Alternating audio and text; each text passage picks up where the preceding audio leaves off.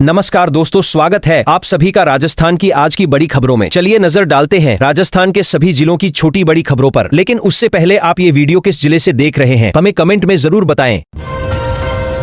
चूरू से शुरू हुआ किसान एकता ट्रैक्टर मार्च आज राजधानी जयपुर की सीमाओं के बेहद करीब पहुंच गया है। सांसद राहुल कशवा के नेतृत्व में हजारों किसान अपनी लंबित फसल बीमा क्लेम और नई कृषि बिजली कनेक्शन की मांगों को लेकर जोरदार प्रदर्शन कर रहे हैं। प्रशासन ने सुरक्षा व्यवस्था कड़ी करते हुए जयपुर प्रवेश के 3 मुख्य मार्गों पर भारी पुलिस बल तैनात कर दिया है। राजस्थान माध्यमिक शिक्षा बोर्ड की 10वीं कक्षा के 10 लाख से अधिक विद्यार्थियों का इंतजार कल खत्म होने जा रहा है। बोर्ड प्रशासन ने आधिकारिक पुष्टि कर दी है कि 24 मार्च को 10वीं का परिणाम घोषित किया जाएगा। शिक्षा मंत्री मदन दिलावर अजमेर मुख्यालय से प्रेस कॉन्फ्रेंस के जरिए नतीजे जारी करेंगे। मार्कशीट में किसी भी तरह की त्रुटि होने पर विद्यार्थियों को सुधार के लिए 15 दिन का अतिरिक्त समय मिलेगा।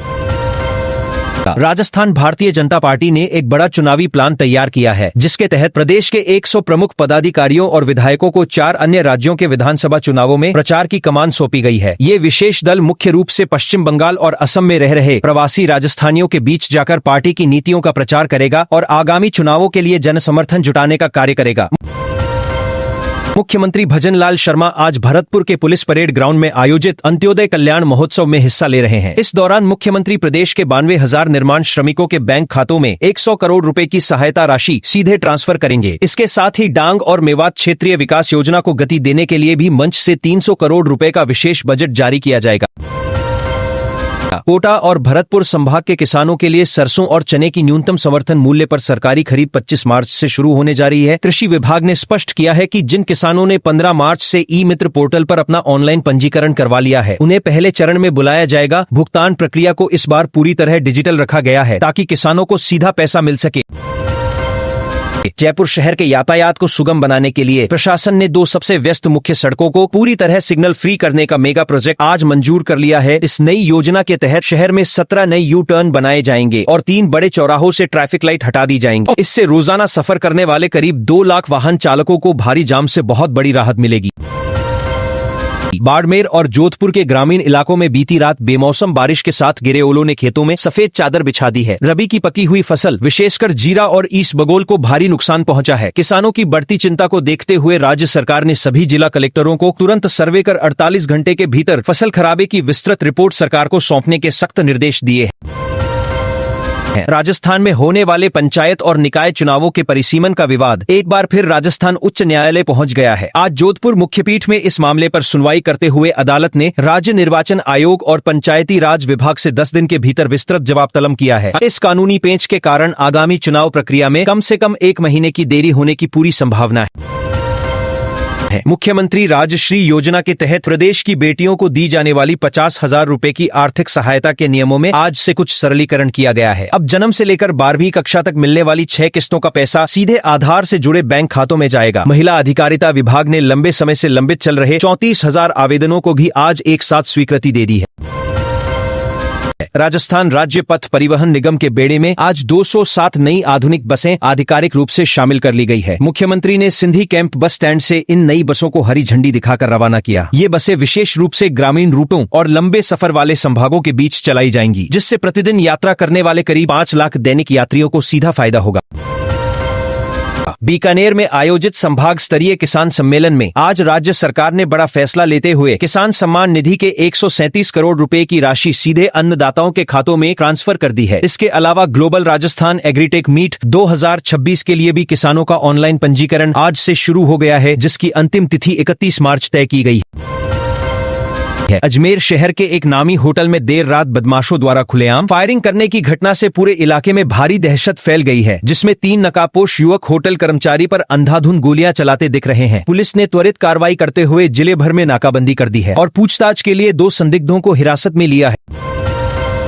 आने वाली भीषण गर्मी को देखते हुए जन स्वास्थ्य अभियांत्रिकी विभाग ने आज एक बड़ा प्रशासनिक आदेश जारी किया है। इसके तहत 1 अप्रैल से 31 जुलाई तक सभी फील्ड अधिकारियों और कर्मचारियों की छुट्टियां तत्काल प्रभाव से रद्द कर दी गई है। पेयजल आपूर्ति सुचारू रखने के लिए ग्रामीण क्षेत्रों में टैंकरों के जरिए जल परिवहन हेतु 82 करोड़ रुपए का विशेष बजट भी तत्काल स्वीकृत कर दिया गया है।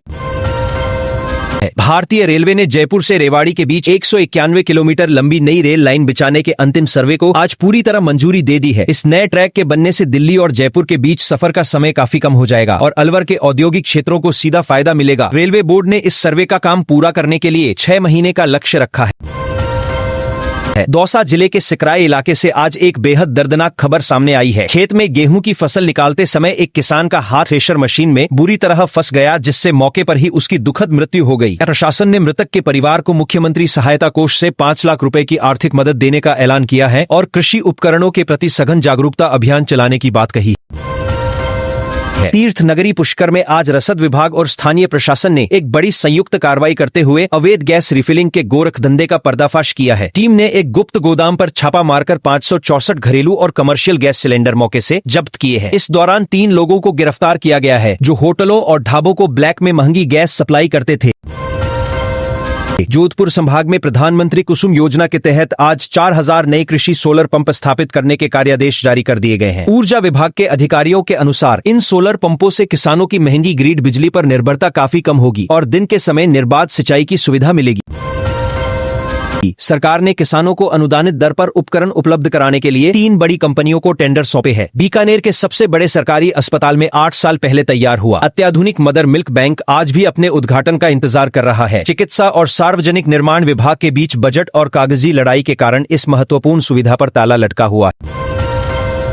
राजस्थान विधानसभा में नेता प्रतिपक्ष ने आज राज्य सरकार की कार्यशैली पर कड़ा प्रहार करते हुए आरोप लगाया है कि प्रदेश में कानून व्यवस्था पूरी तरह चरमरा गई है। उन्होंने हाल ही में हुई चोरी और लूट की 20 से अधिक घटनाओं का हवाला देते हुए गृह विभाग से जल्द श्वेत पत्र जारी करने की मांग की है। विपक्षी दल ने अगले हफ्ते से प्रदेशव्यापी विरोध प्रदर्शन करने का ऐलान भी किया है।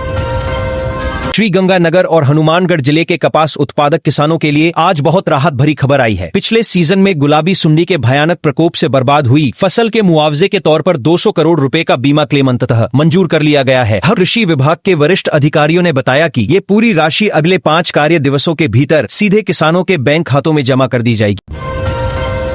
भ्रष्टाचार निरोधक ब्यूरो की टीम ने आज भीलवाड़ा में एक बड़ी ट्रैप कार्रवाई करते हुए राजस्व विभाग के एक गिरदावर को 50,000 रुपए की भारी रिश्वत लेते रंगे हाथों गिरफ्तार किया है। आरोपी परिवादी से कृषि भूमि के म्यूटेशन और सीमा ज्ञान की रिपोर्ट पक्ष में तैयार करने के एवज में इस मोटी रकम की मांग कर रहा था। ब्यूरो की टीम अब आरोपी के अन्य ठिकानों पर सघन तलाशी ले रही है। भिवाड़ी औद्योगिक क्षेत्र में आज प्रदूषण नियंत्रण बोर्ड ने बेहद सख्त कदम उठाते हुए नियमों का लगातार उल्लंघन कर रही 12 फैक्ट्रियों का बिजली कनेक्शन काट दिया है। इन औद्योगिक इकाइयों पर बिना ट्रीटमेंट प्लांट चलाए जहरीला रासायनिक पानी सीधे खुले नालों में छोड़ने का गंभीर आरोप था। जिला प्रशासन ने स्पष्ट किया है कि पर्यावरण मानकों से किसी भी तरह का खिलवाड़ करने वाले उद्योग को कतई बख्शा नहीं जाएगा।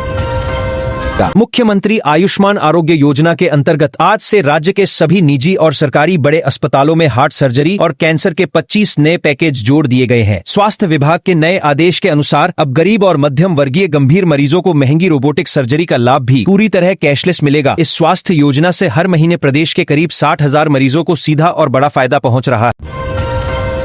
प्रदेश में डेयरी फार्मिंग को नई दिशा देने के लिए पशुपालन विभाग ने आज मुख्यमंत्री कामधेनु बीमा योजना के दूसरे चरण की शानदार शुरुआत की है। अब इस योजना के तहत प्रत्येक पशुपालक अपने 4 दुधारू गोवंश का 80,000 रुपए तक का मुफ्त बीमा आसानी से करवा सकेगा। विभाग ने अगले 2 महीने में राज्य के 30 लाख से अधिक दुधारू पशुओं को टैग लगाकर बीमित करने का भारी भरकम लक्ष्य रखा है।